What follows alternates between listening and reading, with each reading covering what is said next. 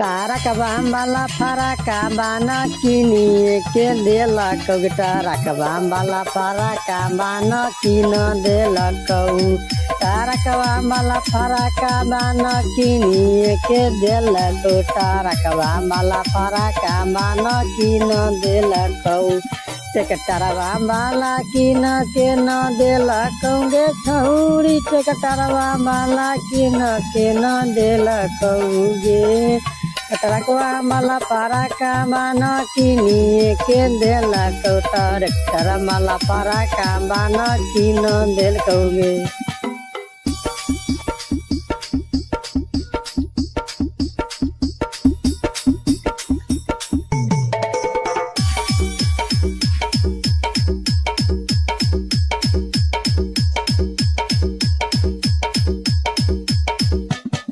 आगे कोई से टेम्पुलवा वाला फराका बा पेन्हलक तोहरा के लेके गेलक गे।